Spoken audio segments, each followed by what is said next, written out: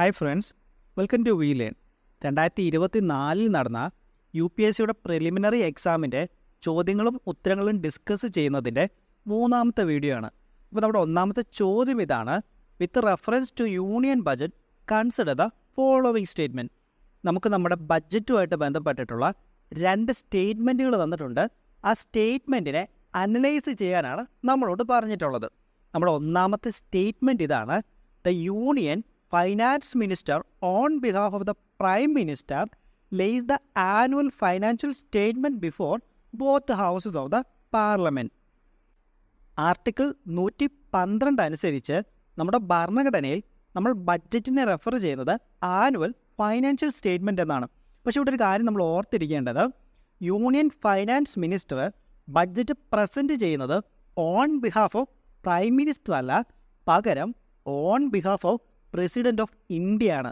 ഭരണഘടന അനുസരിച്ച് രാഷ്ട്രപതിയാണ് പാർലമെൻറ്റിൻ്റെ ഇരുസഭകളിലും വാർഷിക ധനവിവര പത്രിക അല്ലെങ്കിൽ ആനുവൽ ഫൈനാൻഷ്യൽ സ്റ്റേറ്റ്മെൻറ്റ്, ഇതും അല്ലെങ്കിൽ നമ്മൾ ബഡ്ജറ്റ് ഇത് പ്രസൻറ്റ് ചെയ്യേണ്ടത് ആരാണ്?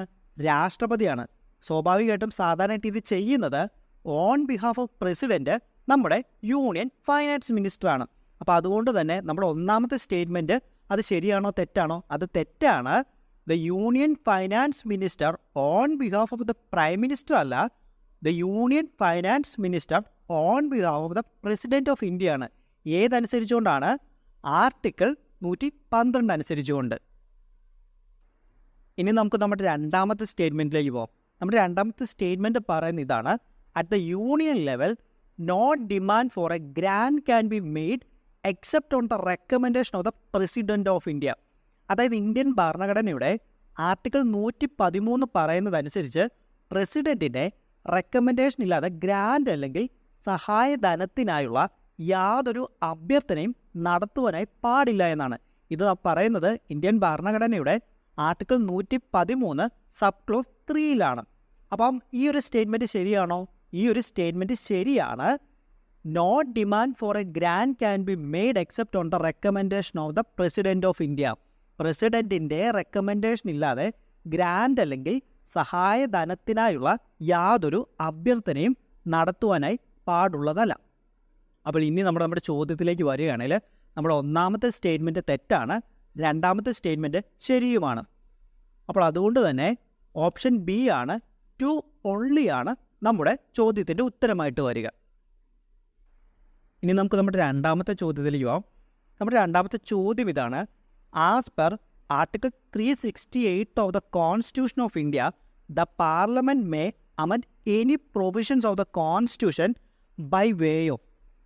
നമ്മുടെ ഇന്ത്യൻ ഭരണഘടനയുടെ ആർട്ടിക്കിൾ 368 ഉപയോഗിച്ചുകൊണ്ട് ഏതെല്ലാം രീതിയിലുള്ള മാറ്റങ്ങൾ നമ്മുടെ ഭരണഘടനയിലായി വരുത്തുവാനായിട്ട് സാധിക്കുമെന്നാണ് നമ്മളോട് ചോദിച്ചിട്ടുള്ളത്. നമുക്കതിൽ ഓപ്ഷൻസ് ആയിട്ട് തന്നിട്ടുള്ളത് അഡീഷൻ, വേരിയേഷൻ, റിപ്പീൽ എന്നിങ്ങനെ മൂന്നവയാണ്.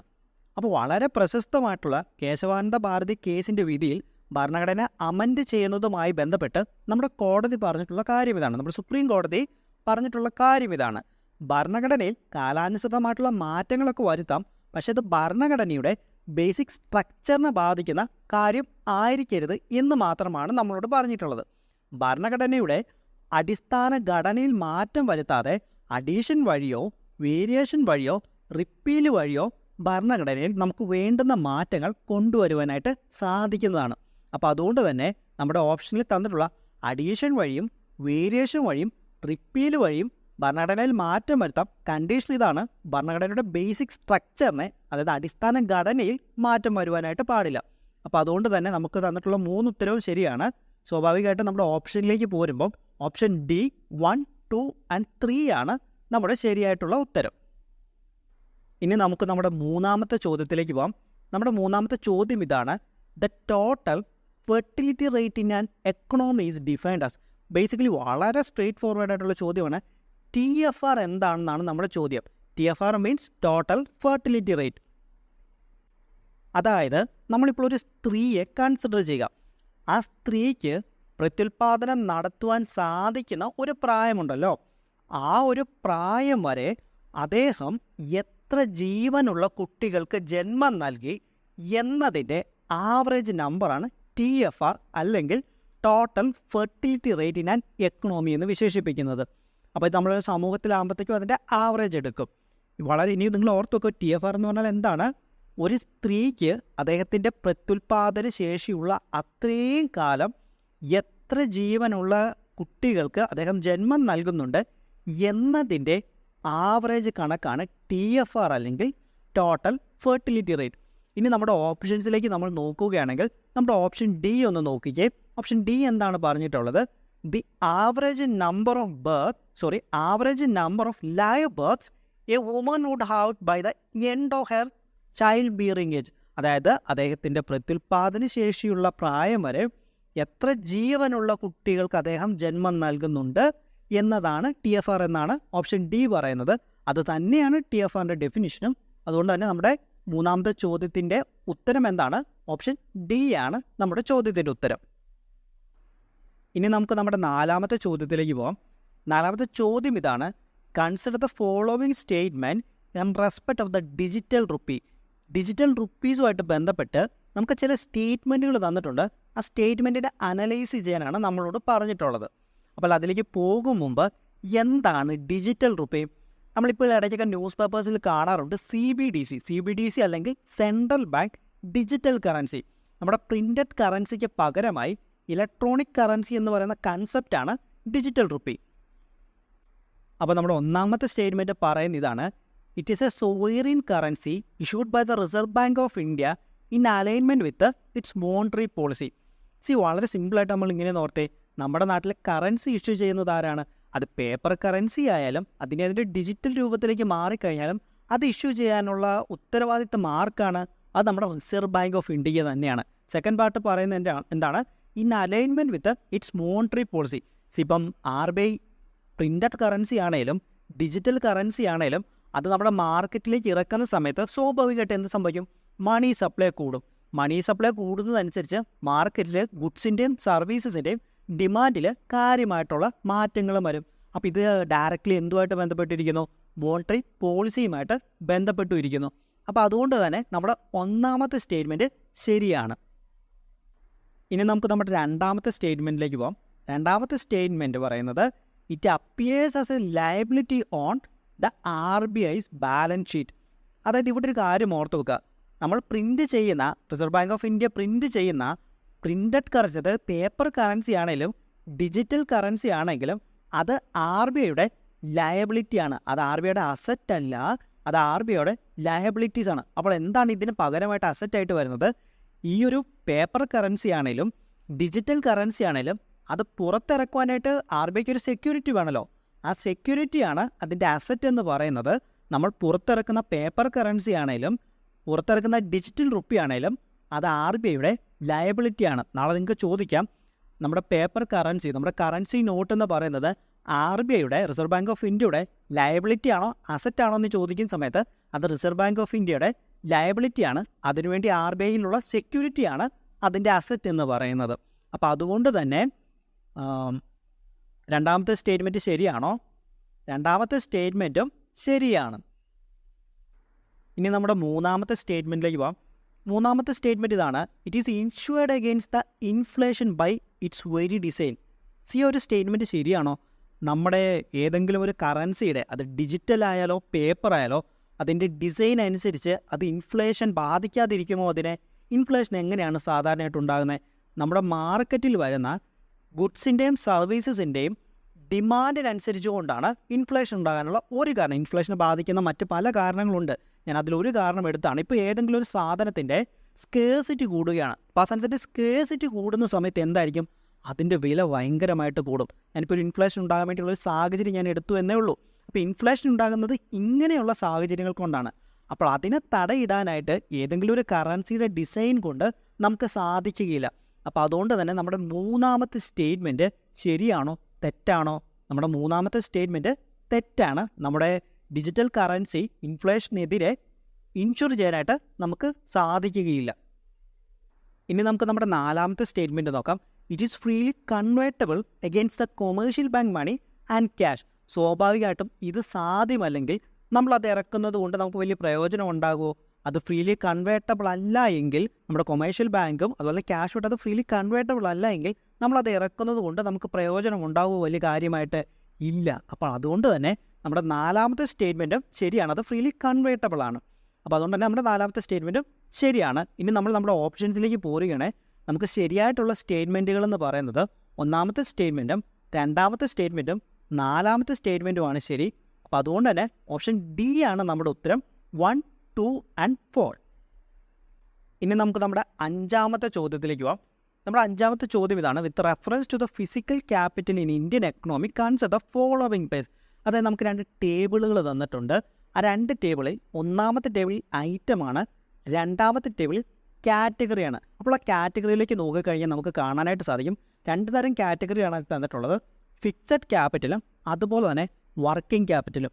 അപ്പോൾ എന്താണ് ഫിക്സഡ് ക്യാപിറ്റൽ, എന്താണ് വർക്കിംഗ് ക്യാപിറ്റൽ എന്നാൽ, ഫിക്സഡ് ക്യാപിറ്റൽ എന്ന് പറഞ്ഞാൽ നമ്മളൊരു ബിസിനസ് അല്ലെങ്കിൽ ഒരു സംരംഭമൊക്കെ ആരംഭിച്ചു. അപ്പോൾ അതിൻ്റെ വളരെ ബേസിക് ആയിട്ടുള്ള ഒരു ഫണ്ടമെൻ്റൽ സ്ട്രക്ചർ ക്രിയേറ്റ് ചെയ്യാൻ നമ്മൾ ഉപയോഗിക്കുന്നതാണ് അതിൻ്റെ ഫിക്സഡ് ക്യാപിറ്റൽ. അല്ലെങ്കിൽ നമുക്ക് പറയാം ഫിക്സഡ് ആയിട്ടുള്ള അതിൻ്റെ അസറ്റുകൾ പർച്ചേസ് ചെയ്യാൻ വേണ്ടി നമ്മൾ ഉപയോഗിക്കുന്നതാണ് ഫിക്സഡ് ക്യാപിറ്റൽ. ഇത് വളരെ ഒരു ലോങ് ടൈമിലേക്കുള്ള ഒരു ഇൻവെസ്റ്റ്മെൻ്റ് ആയിരിക്കും. അതിന് ഉദാഹരണം പറയുകയാണെങ്കിൽ നമ്മൾ ലാൻഡ് പർച്ചേസ് ചെയ്യുന്നു, ഒരു കെട്ടിടം പർച്ചേസ് ചെയ്യുന്നു. അപ്പോൾ ഇങ്ങനെയുള്ള കാര്യങ്ങളൊക്കെ എന്തിനകത്ത് വരും? അതതിൻ്റെ ഫിക്സഡ് ക്യാപിറ്റലിനകത്ത് വരും. ഇനി രണ്ടാമതായിട്ട് പറഞ്ഞിട്ടുള്ളതാണ് വർക്കിംഗ് ക്യാപിറ്റൽ. ഇപ്പോൾ ഒരു ബിസിനസ് ഇൻസ്റ്റിറ്റ്യൂഷനൊക്കെ പ്രവർത്തിക്കുന്ന സമയം അതിൻ്റെ ദൈനംദിന ചിലവുകൾക്ക് വേണ്ടി നമ്മൾ നിക്ഷേപിക്കുന്ന അല്ലെങ്കിൽ അതിൻ്റെ കറൻറ്റ് അസറ്റിന് മുകളിൽ നമ്മൾ നിക്ഷേപിക്കുന്നതാണ് വർക്കിംഗ് ക്യാപിറ്റൽ. ഉദാഹരണം പറയുവാണെങ്കിൽ ഇലക്ട്രിസിറ്റി ബില്ല്, അതിലേക്ക് വേണ്ട സ്റ്റോക്കുകൾ നമ്മൾ പർച്ചേസ് ചെയ്യുന്നത്, റെൻറ്റ് നമ്മൾ നൽകുന്നത്, ജോലിക്കാർക്ക് വേജസ് നമ്മൾ നൽകുന്നത്, ഇതെല്ലാം എന്തായിട്ട് വരും? ഇതൊക്കെ അതിൻ്റെ വർക്കിംഗ് ക്യാപിറ്റലായിട്ടും വരും. നമ്മൾ ഐറ്റത്തിലേക്ക് പോകുന്ന സമയത്ത് നമുക്ക് 1ാമതായിട്ട് തന്നിട്ടുള്ള ഐറ്റം FRMS പ്ലോ ആണ്. അതായത് ഒരു കർഷകൻ്റെ കലപ്പയാണ്. അതൊരു വർക്കിംഗ് ക്യാപിറ്റലാണോ? അത് വളരെ ഷോർട്ട് ടൈമിലേക്ക് വേണ്ടി അദ്ദേഹം ഉപയോഗിക്കുന്നതാണോ? അല്ല, അത് അദ്ദേഹത്തിൻ്റെ വർക്കിംഗ് ക്യാപിറ്റൽ അല്ല, അത് വളരെ ലോങ് ടൈമിലേക്ക് അദ്ദേഹം ഉപയോഗിക്കുന്ന ഒരു വസ്തുവാണ്. അതുകൊണ്ട് തന്നെ അത് അദ്ദേഹത്തിൻ്റെ ഒരു ഫിക്സഡ് ക്യാപിറ്റലാണ്. വളരെ ലോങ് ടൈമിലേക്ക് വേണ്ടി അദ്ദേഹം ഇൻവെസ്റ്റ് ചെയ്യുന്ന ഒന്നാണ് അദ്ദേഹത്തിൻ്റെ കലപ്പ എന്ന് പറയുന്നത്. അപ്പോൾ അതുകൊണ്ട് തന്നെ അതെന്താണ്? അതൊരു ഫിക്സഡ് ക്യാപിറ്റലാണ്. അതുകൊണ്ട് തന്നെ നമുക്ക് 1ാമത്തെ ഐറ്റം തെറ്റാണ്. രണ്ടാമതായിട്ട് പറഞ്ഞിട്ടുള്ളത് കമ്പ്യൂട്ടറാണ്. ഒരു കമ്പ്യൂട്ടർ എന്ന് പറയുന്നത് ഒരു ഫിക്സഡ് ക്യാപിറ്റലാണോ? നമ്മളിപ്പോൾ ഒരു IT ഫേം എടുക്കുകയാണ്. IT ഫേം എടുക്കുന്ന സമയത്ത് അത് വളരെ ലോങ് ടൈമിലേക്കായിട്ടായിരിക്കും കമ്പ്യൂട്ടേഴ്സ് പർച്ചേസ് ചെയ്യുന്നത്. അപ്പോൾ അതുകൊണ്ട് തന്നെ ഈ കമ്പ്യൂട്ടർ എന്ന് പറയുന്നത് ഫിക്സഡ് ക്യാപിറ്റലാണോ? ആണ്. വളരെ ലോങ് ടൈമിലേക്ക് ആ ഒരു ഇൻസ്റ്റിറ്റ്യൂഷന് വേണ്ട പ്രവർത്തനങ്ങൾക്കായി വളരെ ലോങ് ടൈമിലേക്ക് പർച്ചേസ് ചെയ്യുന്നതാണ് നമ്മുടെ കമ്പ്യൂട്ടർ. അതുകൊണ്ട് തന്നെ അതൊരു ഫിക്സഡ് ക്യാപിറ്റലാണ്. ഇനി നമ്മുടെ 3ാമത്തെ ഐറ്റം എന്താണ് തന്നിട്ടുള്ളത്? 3ാമത്തെ ഐറ്റം യാണാണ്. നമ്മുടെ നൂലുണ്ടല്ലോ, ഒരു വീവർ, ഒരു നെയ്ത്തുകാരൻ്റെ നൂലിനെ കുറിച്ചാണ് പറഞ്ഞിട്ടുള്ളത്. നെയ്ത്തുകാരൻ്റെ നൂലെന്ന് പറയുന്നത് ഫിക്സഡ് ക്യാപിറ്റലാണോ? അല്ല. എന്തുകൊണ്ടല്ല? കാരണം ഒരു തുണിയൊക്കെ നെയ്യുന്ന സമയത്ത് ഈ നൂല് തീർന്നു പോകും. അതിനുശേഷം വേറെ വേറെ നൂലുകൾ ഇദ്ദേഹത്തിന് പർച്ചേസ് ചെയ്യേണ്ടതായിട്ട്, ഇത് സ്റ്റോക്കായിട്ട് ഇദ്ദേഹത്തിന് പർച്ചേസ് ചെയ്യേണ്ടതായിട്ട് വരും. അപ്പോൾ അതുകൊണ്ട് തന്നെ അത് എന്താണ്? അത് ഫിക്സഡ് ക്യാപിറ്റലാണോ? അല്ല, അത് വർക്കിംഗ് ക്യാപിറ്റലാണ്. അതുകൊണ്ട് തന്നെ നമ്മുടെ 3ാമത്തെ ഐറ്റം തെറ്റാണ്. ഇനി 4ാമത് തന്നിട്ടുള്ള ഐറ്റമാണ് പെട്രോൾ. പെട്രോൾ എന്ന് പറഞ്ഞാൽ നമുക്ക് എല്ലാവർക്കും അറിയാലോ, അത് പെട്രോൾ ഉപയോഗിക്കും തോറും തീർന്നു പോകും. അതുകൊണ്ട് തന്നെ അത് വീണ്ടും റീപർച്ചേസ് ചെയ്യേണ്ടതായിട്ട് വരും. അതുകൊണ്ട് തന്നെ അതെന്താണ്? അതൊരു വർക്കിംഗ് ക്യാപിറ്റലാണ്. വളരെ ഷോർട്ട് ടൈമിലേക്ക് വേണ്ടി മാത്രമുള്ളൊരു അസറ്റാണ് നമ്മുടെ പെട്രോൾ എന്ന് പറയുന്നത്. സോ അപ്പം നമ്മുടെ 4ാമത് പറഞ്ഞിട്ടുള്ള ഐറ്റവും ശരിയാണ്. ഇനി നമ്മുടെ ഓപ്ഷൻസിലേക്ക് നമ്മൾ പോരുകയാണെങ്കിൽ 2ാമത്തെയും 4ാമത്തെയും മാത്രം ഐറ്റമാണ് നമുക്ക് ശരി. അതായത് കമ്പ്യൂട്ടറും അതുപോലെ തന്നെ പെട്രോളും മാത്രമാണ് നമുക്ക് ശരിയായിട്ടുള്ളത്. സോ അപ്പോൾ അതുകൊണ്ട് തന്നെ ഓപ്ഷൻ ബി only 2 ആണ് നമ്മുടെ ഉത്തരമായിട്ട് വരുന്നത്. സോ അപ്പോൾ ഞാൻ ഈ ഒരു വീഡിയോ ഇവിടെ കംപ്ലീറ്റ് ചെയ്യുവാണ്. സോ അതിന് മുമ്പ് നമ്മുടേത് വളരെ ചെറിയൊരു ചാനലാണ്. നിങ്ങളുടെ സപ്പോർട്ട് ഉണ്ടെങ്കിൽ മാത്രമേ നമുക്ക് മുന്നോട്ട് പോകാനായിട്ട് സാധിക്കുകയുള്ളൂ. ആരെങ്കിലും ചാനൽ സബ്സ്ക്രൈബ് ചെയ്തിട്ടില്ലെങ്കിൽ ഒന്ന് സബ്സ്ക്രൈബ് ചെയ്ത് സപ്പോർട്ട് ചെയ്യണമെന്നും ഫ്രണ്ട്സിനൊക്കെ പറ്റുവാണെങ്കിൽ ഒന്ന് ഷെയർ ചെയ്ത് കൊടുക്കണമെന്നും ഞാൻ നിങ്ങളുടെ അടുത്ത് റിക്വസ്റ്റ് ചെയ്യാണ്. അതുകൊണ്ട് തന്നെ വീഡിയോയിൽ എന്തെങ്കിലുമൊക്കെ ചെറിയൊരു മിസ്റ്റേക്ക് ഉണ്ടെങ്കിൽ കൂടെ നിങ്ങൾ അത് എൻ്റെ അടുത്തൊന്ന് പറയണം കേട്ടോ. Okay, thank you. നമുക്ക് അടുത്ത വീഡിയോയിലൂടെ കാണാം. Hi friends, welcome to WeLearn. 2024 നടന്ന UPSCയുടെ പ്രിലിമിനറിയുടെ ചോദ്യങ്ങൾ ഡിസ്കസ് ചെയ്യുന്നതിൻ്റെ 4ാമത്തെ വീഡിയോ ആണ്. നമ്മുടെ 1ാമത്തെ ചോദ്യം ഇതാണ്. സോ ആ ചോദ്യത്തിലേക്ക് പോകുന്നതിന് മുമ്പ് ഞാനൊരു 3 മാസം മുമ്പ് നമ്മുടെ ചാനലിൽ ഒരു വീഡിയോ ചെയ്തിട്ടുണ്ടായിരുന്നു സോളിസ്റ്റിസും ഇക്വിനോക്സുമായിട്ട് ബന്ധപ്പെട്ട്. ആ ഒരു വീഡിയോ ചെയ്യുന്ന സമയത്ത് ഞാൻ നിങ്ങളുടെ അടുത്ത് എടുത്തു പറഞ്ഞായിരുന്നു ഈ ഒരു ടോപ്പിക്കിനെ ബേസ് ചെയ്ത് 2024 നിങ്ങൾക്ക് 100% ഉറപ്പായിട്ടും ഒരു ചോദ്യം വരാനുള്ള സാധ്യത വളരെ കൂടുതലാണ് എന്നുള്ളത്. On June 21 of every year which of the following latitudes experience A sunlight of more than 12 hours? വളരെ സിമ്പിളായിട്ടുള്ള ചോദ്യമാണ്. ജൂൺ മാസം 21-ാം തീയതി താഴെ തന്നിരിക്കുന്ന ഏതൊക്കെ ലാറ്റിറ്റ്യൂഡുകളിലാണ് 12 മണിക്കൂറിലധികം പകൽ അനുഭവപ്പെടുന്നത് എന്നാണ് നമ്മളോട് ചോദിച്ചിട്ടുള്ളത്. ഈ ജൂൺ മാസം 21-ാം തീയതിയുടെ പ്രത്യേകത എന്താണ്? ആ ദിനമാണ് സമ്മർ സോളിസ്റ്റിസ്. സമ്മർ സോളിസ്റ്റിസ് എന്നാൽ നമ്മുടെ ഭൂമിയുടെ നോർത്തേൺ ഹെമിസ്ഫിയറിൻ്റെ ചെരിവ് ഈ സമയം സൂര്യനിലേക്ക്, അതായത് northern hemisphere tilted towards the sun ആയിരിക്കും. അതുമാത്രവുമല്ല, സമ്മർ സോളിസ്റ്റിസ് എന്ന് പറയുന്ന ദിവസം ജൂൺ മാസത്തിൽ 21-ാം തീയതിയുടെ പ്രത്യേകത സൂര്യപ്രകാശം നേരെ വന്ന് ലംബമായിട്ട് പതിക്കുന്നുള്ളത് നമ്മുടെ ട്രോപ്പിക് ഓഫ് ക്യാൻസറിന് മുകളിലാണ്. അപ്പോൾ ഈ ഒരു കാലഘട്ടം എന്ന് പറയുന്നത് നോർത്തേൺ ഹെമിസ്ഫിയറിൽ പകലിൻ്റെ ദൈർഘ്യം കൂടുതലും രാത്രിയുടെ ദൈർഘ്യം കുറവുമായിരിക്കും. അപ്പോൾ നമ്മുടെ ചോദ്യത്തിൻ്റെ ഉത്തരത്തിലേക്ക് എത്താൻ നമുക്ക് വളരെ എളുപ്പമാണ്. ഈ തന്നിട്ടുള്ള ലാറ്റിറ്റ്യൂഡുകളിൽ നോർത്തേൺ ഹെമിസ്ഫിയറിലുള്ള ലാറ്റിറ്റ്യൂഡുകൾ നമ്മൾ എടുത്തു കഴിഞ്ഞാൽ നമ്മുടെ ചോദ്യത്തിൻ്റെ ഉത്തരമായി. ഏതൊക്കെ 2 ലാറ്റിറ്റ്യൂഡുകളാണ് ഇതിൽ നോർത്തേൺ ഹെമിസ്ഫിയറിൽ വരുന്നത്? ഒന്നാമതായിട്ട് വരുന്നത് ട്രോപ്പിക് ഓഫ് ക്യാൻസറും രണ്ടാമതായിട്ട് വരുന്നത് ആർട്ടിക് സർക്കിളും. ആർട്ടിക് സർക്കിളിൻ്റെ കാര്യം എടുക്കുകയാണെങ്കിൽ സമ്മർ സോളിസ്റ്റിസിൻ്റെ സമയത്ത് ആർട്ടിക് സർക്കിളിൽ വരുന്ന പ്രദേശങ്ങളിൽ 24 മണിക്കൂറും പകലായിരിക്കും അനുഭവപ്പെടുക. അതിന് കാരണം സൂര്യൻ ഹൊറൈസണിന് താഴേലേക്ക് പോകില്ല. സൂര്യൻ എപ്പോഴും കാണപ്പെടുന്നത് ഹൊറൈസണിന് മുകളിലായിരിക്കും. അപ്പോൾ അതുകൊണ്ട് തന്നെ ആർട്ടിക് സർക്കിളിൽ ഈ ഒരു സമയത്ത് 24 hours പകലായിരിക്കും അനുഭവപ്പെടുക. അപ്പോൾ ഇനി നമ്മുടെ ഓപ്ഷൻസിലേക്ക് പോരുകയാണെങ്കിൽ ഓപ്ഷൻ ഡി ആണ് നമ്മുടെ ശരിയായിട്ടുള്ള ഉത്തരം. 2 and 4 ട്രോപ്പിക് ഓഫ് ക്യാൻസറിലും ആർട്ടിക് സർക്കിളിലുമാണ് 12 മണിക്കൂറിലധികം പകൽ അനുഭവപ്പെടുന്നത്. ഇനി നമുക്ക് നമ്മുടെ രണ്ടാമത്തെ ചോദ്യത്തിലേക്ക് പോകാം. നമ്മുടെ രണ്ടാമത്തെ ചോദ്യം റെഡ് സീനെ അടിസ്ഥാനമാക്കിയാണ്. റെഡ് സീനെ അടിസ്ഥാനമാക്കി നമുക്ക് 2 സ്റ്റേറ്റ്മെൻറ്റുകൾ വന്നിട്ടുണ്ട്. അതിൽ ഏതൊക്കെയാണ് ശരി തെറ്റ് എന്നാണ് നമ്മളോട് ചോദിച്ചിട്ടുള്ളത്. അപ്പോൾ ഈ വർഷത്തെ UPSCക്ക് റെഡ് സീ വന്നത് റാൻഡമായിട്ട് വന്നതല്ല, അതൊരു കറണ്ട് അഫയേഴ്സിനെ ബേസ് ചെയ്തിട്ട് വന്നതാണ്. കാരണം നമുക്കറിയാം ഈ കഴിഞ്ഞ ഇടയിലായിട്ട് ഹൂതീസിൻ്റെ ആക്രമണങ്ങൾ വലിയ രീതിയിൽ ബാബലൻ മന്ദീപിലും അതുപോലെ തന്നെ ഗൾഫ് ഓഫ് ഏദനും പിന്നെ റെഡ് സീയിലും ഒക്കെ ഉണ്ടാകാറുണ്ട്. അപ്പോൾ ആ ഒരു കറണ്ട് അഫയേഴ്സിൽ നിന്നുമാണ് നമുക്ക് ഈ ഒരു ചോദ്യത്തിലേക്ക് നമ്മൾ വന്നത്. അപ്പോൾ നമ്മുടെ ഒന്നാമത്തെ സ്റ്റേറ്റ്മെൻറ്റ് ഇതാണ്: the Red Sea receives very little precipitation in any form. ഈ ഒരു സ്റ്റേറ്റ്മെൻറ്റ് ശരിയാണോ? ഈ ഒരു സ്റ്റേറ്റ്മെൻറ്റ് ശരിയാണ്. കാരണം നമ്മുടെ റെഡ് സീ ഉൾപ്പെടുന്ന പ്രദേശങ്ങൾ കാണപ്പെടുന്നത് സബ് ട്രോപ്പിക്കൽ ഹൈ പ്രഷർ സോണിലാണ്. അല്ലെങ്കിൽ ഈ ഒരു ഭാഗം അറിയപ്പെടുന്ന മറ്റൊരു പേരുണ്ട്, അതിൻ്റെ പേരാണ് ഹോഴ്സ് ലാറ്റിറ്റ്യൂഡ്. നമ്മുടെ ഇക്വേറ്ററിൽ നിന്നും 30 മുതൽ 35 ഡിഗ്രി നോർത്തും സൗത്തുമുള്ള ഭാഗങ്ങൾ അറിയപ്പെടുന്നതാണ് ഹോഴ്സ് ലാറ്റിറ്റ്യൂഡ് അല്ലെങ്കിൽ sub tropical high pressure zone. അപ്പോൾ ഈ ഒരു ഭാഗത്തെ പ്രത്യേകതയാണ്, ഈ ഒരു ഭാഗത്ത് വളരെ ചെറിയ രീതിയിൽ മാത്രമേ പെർസിപ്പിറ്റേഷൻ കാണുകയുള്ളൂ. അതുമാത്രവുമല്ല, റെഡ് സീയുടെ പ്രത്യേകത എന്നാൽ റെഡ് സീ ഇരിക്കുന്നത് ഒരു ലാൻഡ് ലോക്ക്ഡ് ആയിട്ടാണ്. അപ്പോൾ ലാൻഡ് ലോക്ക്ഡ് ആയതുകൊണ്ടുള്ളത് തന്നെ തൊട്ടടുത്ത് ഈ പറയുന്നത് പോലെ ഈ റെഡ് സീയിലേക്ക് വീശുന്ന കാറ്റുകളുടെ പ്രത്യേകത അത് വളരെ ഡ്രൈ ആയിട്ടുള്ള കാറ്റുകളായിരിക്കും. കാരണം അത് കരയിൽ നിന്ന് വീശുന്ന കാറ്റുകളാണ് റെഡ് സീയിലേക്ക് പോകുന്നത്. അപ്പോൾ കരയിൽ നിന്നും വീശുന്ന കാറ്റുകളായതുകൊണ്ട് അതിനുള്ളിൽ മോയ്സ്ചറിൻ്റെ കണ്ടൻറ്റ് വളരെ കുറവായിരിക്കും. അപ്പോൾ ഈ 2 കാരണങ്ങളാൽ റെഡ് സീയിൽ വളരെ ലിറ്റിലായിട്ടുള്ള പെർസിപ്പിറ്റേഷനെ ആ ഒരു ഭാഗത്ത് ലഭിക്കുന്നുള്ളൂ. അപ്പോൾ അതുകൊണ്ട് തന്നെ നമ്മുടെ ഒന്നാമത്തെ സ്റ്റേറ്റ്മെൻറ്റ് ശരിയാണ്. ഇനി നമ്മുടെ രണ്ടാമത്തെ സ്റ്റേറ്റ്മെൻറ്റ് നോക്കുകയാണെങ്കിൽ no water enters the Red Sea from rivers, അതായത് നദികളിൽ നിന്നും ജലം നമ്മുടെ റെഡ് സീയിലേക്ക് പ്രവേശിക്കുന്നില്ല എന്നാണ് പറയുന്നത്. അപ്പോൾ ഈ ഒരു ഭാഗമുണ്ടല്ലോ റെഡ് സീ, മെഡിറ്ററേനിയൻ സീ, അപ്പോൾ ഈ ഒരു ഭാഗങ്ങൾ ഉൾപ്പെടുന്ന പ്രദേശങ്ങളുടെ പ്രത്യേകത ഈ ഒരു ഭാഗങ്ങളിലെ നദികളെല്ലാം ചെന്ന് പതിക്കുന്നത് മെഡിറ്ററേനിയൻ സീയിലേക്കാണ്. നമ്മുടെ റെഡ് സീയിലേക്ക് അങ്ങനെ അധികം എന്നല്ല, നമ്മുടെ റെഡ് സീയിലേക്ക് നദികളൊന്നും ചെന്ന് പതിക്കുന്നില്ല. അപ്പോൾ അതുകൊണ്ട് തന്നെ റെഡ് സീയുടെ സാലിനിറ്റി ഒക്കെ നോക്കി കഴിഞ്ഞാൽ വളരെ കൂടുതലാണെന്ന് നമുക്ക് കാണുവാനായിട്ട് സാധിക്കും. അപ്പോൾ നമ്മുടെ ഈ 2 സ്റ്റേറ്റ്മെൻറ്റുകളും ശരിയാണ്. ഒന്നാമത്തെ സ്റ്റേറ്റ്മെൻറ്റും ശരിയാണ്, രണ്ടാമത്തെ സ്റ്റേറ്റ്മെൻറ്റും ശരിയാണ്. അപ്പോൾ ഇനി നമ്മൾ ഓപ്ഷൻസിലേക്ക് പോരുകയാണെങ്കിൽ നമ്മുടെ ഉത്തരം എന്ത് വരും? Both 1 and 2. നമ്മുടെ 2 സ്റ്റേറ്റ്മെൻറ്റ് ശരിയാണ്. സി ആണ് നമ്മുടെ കറക്റ്റ് ആയിട്ടുള്ള ഉത്തരം. ഇനി നമുക്ക് നമ്മുടെ മൂന്നാമത്തെ ചോദ്യത്തിലേക്ക് പോകും. നമ്മുടെ മൂന്നാമത്തെ ചോദ്യം ഇതാണ്: with reference to water vapour which of the following statement is are correct? നമുക്ക് വാട്ടർ വേപ്പേഴ്സുമായിട്ട് ബന്ധപ്പെട്ട് 2 സ്റ്റേറ്റ്മെൻറ്റുകൾ തന്നിട്ടുണ്ട്. അതിലേതെല്ലാമാണ് ശരി അല്ലെങ്കിൽ തെറ്റ് എന്നാണ് നമ്മളോട് ചോദിച്ചിട്ടുള്ളത്. നമ്മുടെ ഒന്നാമത്തെ സ്റ്റേറ്റ്മെൻറ്റ് ഇതാണ്: ഇറ്റ് ഈസ് എ ഗ്യാസ്. ശരിയാണോ? ആണ്. വാട്ടർ വേപ്പർ എന്ന് പറയുന്നത് ഗ്യാഷ്യസ് ഫോമിലാണ് കാണപ്പെടുന്നത്.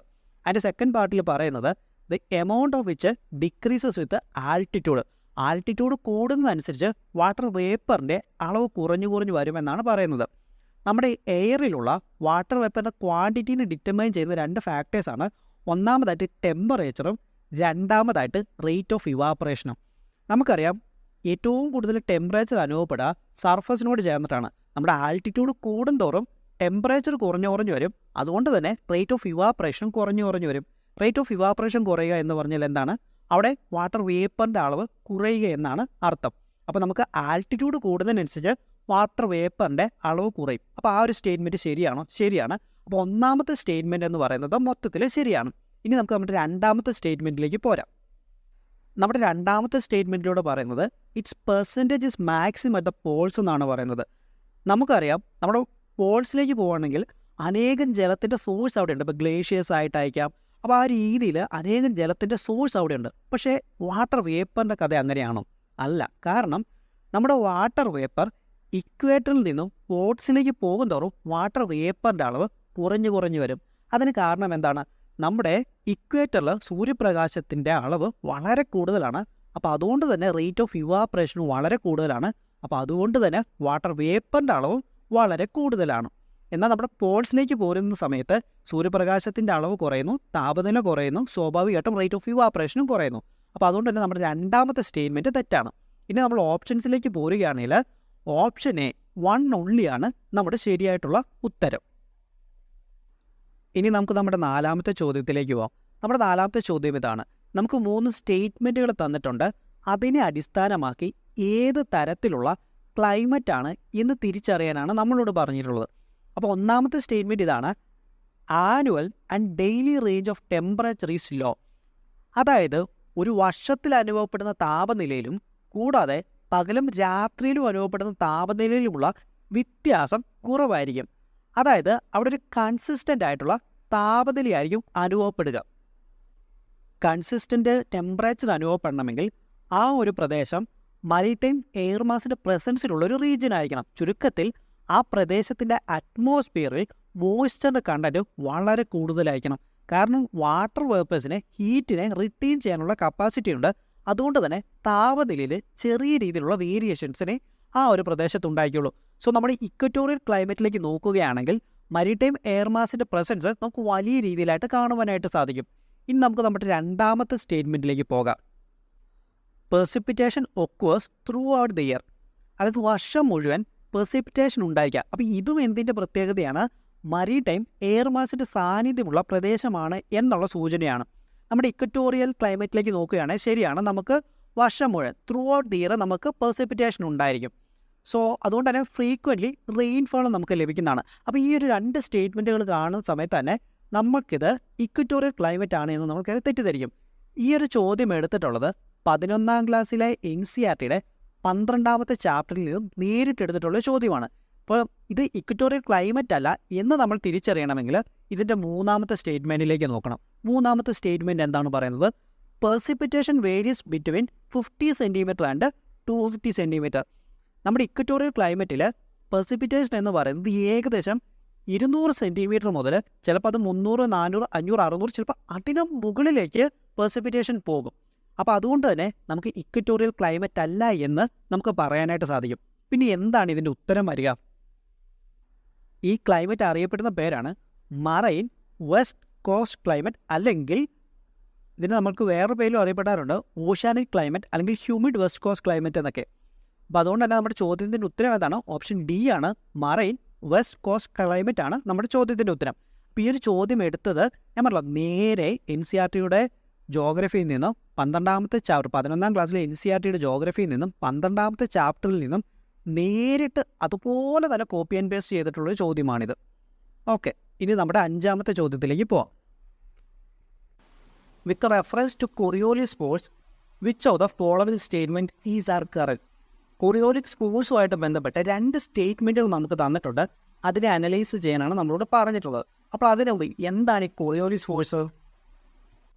ഭൂമിയുടെ കറക്കം കാരണം രൂപപ്പെടുന്ന അപ്പരൻറ്റ് ഫോഴ്സിനെയാണ് നമ്മൾ കൊറിയോലിക് ഫോഴ്സ് എന്ന് പറയുന്നത്. ഇത് നോർത്തേൺ ഹെമിസ്ഫിയറിൽ വിൻഡുകളെ ടുവേർഡ്സ് റൈറ്റിലേക്ക് ഡിഫ്ലക്റ്റ് ചെയ്യും. അതുപോലെ തന്നെ സതേൺ ഹെമിസ്ഫിയറിൽ വിൻഡുകളെ ടുവേർഡ്സ് ലെഫ്റ്റിലേക്കും ഡിഫ്ലക്റ്റ് ചെയ്യും. കൂടാതെ ഈ ഒരു കാറ്റിൻ്റെ വേഗത കൂടുന്നതനുസരിച്ച് വിൻഡുകളുടെ ഡിഫ്ലക്ഷനും കൂടും. അപ്പോൾ ഇനി നമ്മുടെ ഒന്നാമത്തെ സ്റ്റേറ്റ്മെൻറ്റ് നോക്കിയേ, it increases with increase in wind velocity. അപ്പോൾ നമ്മുടെ ഒന്നാമത്തെ സ്റ്റേറ്റ്മെൻറ്റ് ശരിയാണോ? നമ്മുടെ ഒന്നാമത്തെ സ്റ്റേറ്റ്മെൻറ്റ് ശരിയാണ്. ഇനി നമ്മുടെ രണ്ടാമത്തെ സ്റ്റേറ്റ്മെൻറ്റ് നോക്കുക. It is maximum at the Paul's and is absent at the equator. നമ്മുടെ ഈ കൊറിയോലിക് ഫോഴ്സിൻ്റെ പ്രത്യേകത, കൊറിയോലിക് ഫോഴ്സ് ഏറ്റവും കൂടുതലായിട്ട് അനുഭവപ്പെടുന്നത് നമ്മുടെ പോളുകളിലാണ്, നമ്മുടെ ധ്രുവങ്ങളിലാണ്. അതുപോലെ തന്നെ നമ്മുടെ കൊറിയോലിക് ഫോഴ്സ് 0 ആയിട്ടുള്ളത്, 0 നമ്മുടെ ഇക്വേറ്ററിലാണ്. അപ്പോൾ അതുകൊണ്ട് തന്നെ നമ്മുടെ രണ്ട് സ്റ്റേറ്റ്മെൻറ്റും ശരിയാണ്. ഇനി നമ്മൾ ഓപ്ഷൻസിലേക്ക് പോരുവാണെങ്കിൽ ബോത്ത് 1 and 2, നമ്മുടെ ഓപ്ഷൻ സി ആണ് ശരിയായിട്ടുള്ളത്. ബോത്ത് 1 and 2 ആണ് നമ്മുടെ ചോദ്യത്തിൻ്റെ ഉത്തരം വരിക. ഓക്കെ, അപ്പോൾ നമ്മുടെ 5 ക്വസ്റ്റ്യൻ ഇതോടുകൂടി കംപ്ലീറ്റ് ആയി. അപ്പോൾ വീഡിയോ കൺക്ലൂഡ് ചെയ്യുന്നതിന് മുമ്പ് നമ്മുടെ വളരെ ചെറിയൊരു ചാനലാണ്, നിങ്ങളുടെയൊക്കെ സപ്പോർട്ട് ഉണ്ടെങ്കിൽ മാത്രമേ നമുക്ക് മുന്നോട്ട് പോകാനായിട്ട് സാധിക്കുകയുള്ളൂ. അപ്പോൾ അതുപോലെ തന്നെ വീഡിയോയിൽ എന്തെങ്കിലുമൊക്കെ ഒരു പോരായ്മകളുണ്ടെങ്കിൽ നിങ്ങൾ ഡെഫിനറ്റ്ലി കമൻറ്റ് ചെയ്യുക കേട്ടോ. Okay, thank you. പറ്റുവാണെങ്കിൽ ഫ്രണ്ട്സിനൊക്കെ ഒന്ന് ഷെയർ ചെയ്ത് കൊടുക്കുകയോ ചെയ്യണം, പഠിക്കുന്ന കുട്ടികളുണ്ട്. Okay, thank you. Hi friends, welcome to WeLearn. കഴിഞ്ഞ ദിവസം നടന്ന UPSCയുടെ പ്രിലിമിനറി എക്സാമിൻ്റെ ചോദ്യപേപ്പറാണ് ഇനി മുതൽ നമ്മൾ UPSCയുടെ PYQ സീരീസിൽ അടുത്ത വരുന്ന കുറച്ച് ദിവസങ്ങളിൽ നമ്മൾ ചെയ്യുവാനായി പോകുന്നത്. അതിലേക്ക് പോകുന്നതിന് മുമ്പ് ഇത്തവണത്തെ UPSCയുടെ പ്രിലിമിനറിയുടെ ചോദ്യപേപ്പർ വളരെ എളുപ്പമല്ലായിരുന്നു. ഞാനതിൽ വളരെ സന്തോഷവാനുമാണ്. കാരണം നമ്മൾ ഈ ചാനലിൽ ചെയ്തിട്ടുള്ള, ഞാൻ നിങ്ങളുടെ അടുത്ത് പറഞ്ഞിട്ടുള്ള പല ചോദ്യങ്ങളും നമുക്ക് ഇത്തവണ എക്സാമിന് വന്നിട്ടുണ്ടായിരുന്നു. അപ്പോൾ അതുകൊണ്ട് തന്നെ പേഴ്സണലി ഞാനും വളരെ ഹാപ്പിയാണ്. ഇനി നമുക്ക് നമ്മുടെ ഒന്നാമത്തെ ചോദ്യത്തിലേക്ക് പോകാം. അതിലേക്ക് പോകും മുമ്പ് ഒരു കാര്യം കൂടി, ഞാൻ ഈ ഒരു ചോദ്യപേപ്പർ ടെലിഗ്രാമിൽ നിന്ന് ഡൗൺലോഡ് ചെയ്തതാണ്. ഇത് മറ്റൊരു കുട്ടിയുടെ ക്വസ്റ്റ്യൻ പേപ്പറാണ്. അപ്പോൾ ഈ ഒരു കുട്ടി ഇതിന് പലതും തെറ്റായിട്ടുള്ള ഉത്തരങ്ങൾ മാർക്ക് ചെയ്തിട്ടുണ്ട്. അപ്പോൾ നിങ്ങൾ അത് നോക്കണ്ട, നിങ്ങൾ ഞാൻ പറയുന്നത് ശ്രദ്ധിച്ചാൽ മതി. ഓക്കെ, നമ്മുടെ ഒന്നാമത്തെ ചോദ്യം ഇതാണ്: how many delimitation commissions have been constituted by the government of India till December 2023? അതായത് ഞാൻ കുറച്ച് ദിവസങ്ങൾക്ക് മുമ്പ് നമ്മൾ നോട്ടേനെ കുറിച്ചൊരു വീഡിയോ ചെയ്ത സമയത്ത് ഞാൻ നിങ്ങൾക്ക് വളരെ ഡീറ്റെയിൽ ആയിട്ട് എക്സ്പ്ലെയിൻ ചെയ്തൊരു കാര്യമായിരുന്നു ഡെലിമിനേഷൻ കമ്മീഷൻ. അപ്പോൾ നമ്മുടെ ചോദ്യം ഇതാണ്: 2023 വരെയുള്ള ഈ കാലയളവിൽ നമ്മൾ നിലവിൽ എത്ര ഡെലിമിനേഷൻ കമ്മീഷൻസ് കോൺസ്റ്റിറ്റ്യൂട്ട് ചെയ്തിട്ടുണ്ട് എന്നുള്ളത്. അപ്പോൾ ഞാൻ പറഞ്ഞു, നമ്മൾ നോട്ടയുടെ വീഡിയോ ചെയ്ത സമയത്ത് ഞാൻ നിങ്ങളുടെ അടുത്ത് വളരെ ഡീറ്റെയിൽ ആയിട്ട് പറഞ്ഞൊരു കാര്യമാണ് ഡെലിമിനേഷൻ കമ്മീഷൻസ്. ഓരോ തവണയും സെൻസസ് നടക്കുന്ന സമയം ജനസംഖ്യയിൽ വരുന്ന മാറ്റത്തിനനുസരിച്ച് മണ്ഡലങ്ങൾ പുനർക്രമീകരിക്കും. ഇതിനെയാണ് നമ്മൾ എന്തെന്ന് വിളിക്കുന്നത്? ഡെലിമിനേഷൻ എന്ന് വിളിക്കുന്നത്. ആദ്യകാലങ്ങളിൽ ഇതിന് കുഴപ്പമൊന്നുമില്ലായിരുന്നു. പക്ഷേ ഇതിന് ശേഷമാണ് ഇന്ത്യയിൽ ഫാമിലി പ്ലാനിംഗ് നടപ്പിലാക്കിയത്. അപ്പോൾ ഫാമിലി പ്ലാനിംഗ് നടപ്പിലാക്കിയ സമയം സംഭവിച്ചത് എന്തെന്നാൽ, നമ്മുടെ സൗത്ത് ഇന്ത്യൻ സംസ്ഥാനങ്ങൾ, കേരളം, തമിഴ്നാടു, ഇങ്ങനെയുള്ള സംസ്ഥാനങ്ങളൊക്കെ വളരെ നല്ല രീതിയിൽ, വളരെ മികച്ച രീതിയിൽ ഫാമിലി പ്ലാനിംഗ് നടപ്പിലാക്കി. സ്വാഭാവികമായിട്ട് എന്ത് സംഭവിക്കും? ഈ സംസ്ഥാനങ്ങളിലെ ജനസംഖ്യ കുറയും. എന്നാൽ നോർത്ത് ഇന്ത്യൻ സംസ്ഥാനങ്ങൾ ഫാമിലി പ്ലാനിംഗ് നടപ്പിലാക്കുന്നതിൽ പരാജയപ്പെട്ടു പോവുകയും ചെയ്തു. അതിലൂടെ അവിടെ ജനസംഖ്യ കൂടുകയും സൗത്ത് ഇന്ത്യൻ സംസ്ഥാനങ്ങളിൽ ജനസംഖ്യ കുറയുകയും ചെയ്തു. അപ്പോൾ സ്വാഭാവികമായിട്ടൊരു പ്രശ്നം വരും. നമ്മുടെ കേന്ദ്ര സർക്കാർ കൊണ്ടുവന്ന ഒരു പദ്ധതി അത് കൃത്യമായി നടപ്പിലാക്കിയതിൻ്റെ പേരിൽ ഈ സംസ്ഥാനങ്ങൾക്ക് പാർലമെൻറ്റിലുള്ള സ്വാധീനം നഷ്ടപ്പെട്ടു പോകുമോ? കാരണം ഫാമിലി പ്ലാനിംഗ് നടപ്പിലാക്കിയതോടുകൂടി ഈ സംസ്ഥാനങ്ങളിലെ ജനസംഖ്യ കുറഞ്ഞു. അതുപോലെ തന്നെ ഇപ്പോൾ നമ്മുടെ ഡെലിമിനേഷൻ കമ്മീഷൻ അനുസരിച്ച് ജനസംഖ്യയുടെ അടിസ്ഥാനമാക്കി സീറ്റുകൾ വേർതിരിച്ച് നൽകുകയാണെങ്കിൽ നമ്മുടെ സൗത്ത് ഇന്ത്യയിൽ അനേകം സീറ്റുകൾ നഷ്ടപ്പെട്ടു പോവുകയും ആ സീറ്റുകളെല്ലാം നമ്മുടെ നോർത്ത് ഇന്ത്യൻ സംസ്ഥാനങ്ങൾക്ക് ലഭിക്കുകയും ചെയ്യും. അപ്പോൾ ഈ ഒരു പ്രശ്നം പിന്നീട് നമ്മുടെ ഡെലിമിനേഷൻ കമ്മീഷനായിട്ട് ഉയർന്നു വരികയും ചെയ്തു. അതുകൊണ്ട് തന്നെ ഓരോ സെൻസസും കഴിയും തോറും ഡെലിമിനേഷൻ കമ്മീഷനുകൾ പിൻകാലങ്ങളിൽ കോൺസ്റ്റിറ്റ്യൂട്ട് ചെയ്യപ്പെട്ടിട്ടില്ല. അപ്പോൾ നമുക്ക് ഏതൊക്കെ വർഷങ്ങളിലാണ് ഡെലിമിനേഷൻ കമ്മീഷനുകൾ കോൺസ്റ്റിറ്റ്യൂട്ട് ചെയ്തിട്ടുള്ളത്? 1952, 1963, 1973, പിന്നീട് 2002. ഈ 4 കാലഘട്ടങ്ങളിലാണ് ഡെലിമിനേഷൻ കമ്മീഷനുകൾ കോൺസ്റ്റിറ്റ്യൂട്ട് ചെയ്യപ്പെട്ടിട്ടുള്ളത്. അപ്പോൾ അതുകൊണ്ട് തന്നെ നമ്മുടെ ചോദ്യത്തിൻ്റെ ഉത്തരം എന്താണ്? ഹൗ മെനി ടൈംസ്, എത്ര തവണയാണ് ഡെലിമിനേഷൻ കമ്മീഷനുകൾ കോൺസ്റ്റിറ്റ്യൂട്ട് ചെയ്യപ്പെട്ടിട്ടുള്ളത്? അത് 4 തവണയാണ് കേട്ടോ. അപ്പോൾ നമ്മുടെ ചോദ്യത്തിൻ്റെ ഉത്തരം ഓപ്ഷൻ ഡി ആണ്, 4 ആണ് നമ്മുടെ ഉത്തരം. ഇനി നമുക്ക് നമ്മുടെ രണ്ടാമത്തെ ചോദ്യത്തിലേക്ക് പോകാം. ഞാൻ പലപ്പോഴും പല കുട്ടികളോടും പറയുന്നൊരു കാര്യമാണ്, നമുക്ക് നമ്മുടെ രാജ്യത്ത് ഭാഷാപരമായി വന്നിട്ടുള്ള കോൺസ്റ്റിറ്റ്യൂഷൻ അമെൻമെൻറ്റുകളും അതുപോലെ തന്നെ സംസ്ഥാനങ്ങൾ ചേർക്കപ്പെടുന്നതും അതിൽ വരുന്ന മാറ്റങ്ങളുമായിട്ട് ബന്ധപ്പെട്ടുള്ള കോൺസ്റ്റിറ്റ്യൂഷൻ അമെൻമെൻറ്റുകളും പിന്നീട് ഇന്ത്യയിൽ വന്നിട്ടുള്ള മറ്റ് ചില പ്രധാനപ്പെട്ട കോൺസ്റ്റിറ്റ്യൂഷൻ അമെൻമെൻറ്റുകൾ. നിങ്ങൾ ഈ കോൺസ്റ്റിറ്റ്യൂഷൻ അമെൻമെൻറ്റുകൾ നിങ്ങൾ 3 ദിവസമോ 4 ദിവസമോ എന്തിന് നിങ്ങൾക്ക് ഒരാഴ്ച സമയം എടുക്കണമെങ്കിൽ കൂടെ നിങ്ങൾ ആ ടൈം എടുത്തുകൊണ്ട് ഈ കോൺസ്റ്റിറ്റ്യൂഷൻ അമെൻമെൻറ്റുകളെല്ലാം വൃത്തിയായിട്ട് പഠിച്ചിരിക്കുക. അധികം നിങ്ങൾ കോഡ്സ് ഒന്നും യൂസ് ചെയ്യാതെ നിങ്ങൾ ഈ ഒരു 3, 4, 5, 6 എന്തിനാ ഒരാഴ്ച കൂടെ ടൈം എടുത്തിട്ട് നിങ്ങൾ പലതവണ റിപ്പീറ്റ്ലി അത് വായിക്കുന്ന സമയത്ത് അത് പഠിക്കുന്ന സമയത്ത് നിങ്ങളുടെ മനസ്സിലേക്ക് നിങ്ങൾ പോലും അറിയാതെ അത് പതിഞ്ഞിരുന്നോളും. കാരണം ഈ കോൺസ്റ്റിറ്റ്യൂഷൻ അമെൻമെൻറ്റ്, നമ്മുടെ ഭാഷാപരമായിട്ടുള്ള കോൺസ്റ്റിറ്റ്യൂഷൻ അമെൻമെൻറ്റുകൾ, സംസ്ഥാനങ്ങൾ ചേർക്കപ്പെട്ടതും അതിൽ വന്ന മാറ്റങ്ങളുമായിട്ട് ബന്ധപ്പെട്ട കോൺസ്റ്റിറ്റ്യൂഷൻ അമെൻമെൻറ്റുകൾ, ഇതൊക്കെ ആയിട്ട് ബന്ധപ്പെട്ട് എല്ലാ വർഷവും തന്നെ UPSC നിങ്ങൾക്കൊരു ചോദ്യം ചോദിക്കാറുള്ളതാണ്. അപ്പോൾ അതുകൊണ്ട് ഈ ഒരു കാര്യം നിങ്ങൾ ഉറപ്പായിട്ടും പഠിച്ചിരിക്കണം. അതിന് വേണ്ട ടൈം നിങ്ങൾ എടുത്തോളുക. അപ്പോൾ നമ്മുടെ ചോദ്യത്തിലേക്ക് നമുക്ക് തിരിച്ചു പോകാം. The constitution 71st Constitution Amendment Act in 1992 amend the 8th schedule to the Constitution to include which of the following languages? അതായത് നമ്മുടെ 71ാം ഭരണഘടനാ ഭേദഗതി 1992 വന്ന 71ാം ഭരണഘടനാ ഭേദഗതി പ്രകാരം നമ്മുടെ 8ാമത്തെ ഷെഡ്യൂളിലേക്ക് ചേർക്കപ്പെട്ടിട്ടുള്ള ഭാഷകൾ ഏതെല്ലാമാണെന്നാണ് നമ്മളോട് ചോദിച്ചിട്ടുള്ള ചോദ്യം. 1992 വന്ന 71ാം ഭരണഘടനാ ഭേദഗതിയിലൂടെ ഇന്ത്യൻ ഭരണഘടനയുടെ 8ാമത്തെ ഷെഡ്യൂളിലേക്ക് ചേർക്കപ്പെട്ടിട്ടുണ്ടായിരുന്നത് 3 ഭാഷകളായിരുന്നു. ഒന്നാമതായി കൊങ്കണി, രണ്ടാമതായി മണിപ്പൂരി, മൂന്നാമതായി നേപ്പാളി. ഇതിൽ മണിപ്പൂരി ഭാഷയുടെ സമയത്ത് ചില സമയത്ത് നിങ്ങൾക്ക് ഇതിനെ മെയ്തേ എന്നും തരാം. അത് കാരണം മണിപ്പൂരി ഭാഷയെ മെയ്തേ ഭാഷ എന്നും ചില സമയങ്ങളിൽ വിശേഷിപ്പിക്കാറുണ്ട്. അപ്പോൾ നിങ്ങൾക്ക് ചിലപ്പോൾ തരാറുള്ളത് കൊങ്കണി, മെയ്തേ, നേപ്പാളി എന്നും തരാൻ ചാൻസ് ഉണ്ട്. അപ്പോൾ ഓർത്ത് വെക്കുക, മെയ്തേ എന്ന് പറയുന്ന സമയത്ത് അത് മണിപ്പൂരി ഭാഷ തന്നെയാണ് എന്നുള്ളത് ഓർത്ത് വെക്കുക.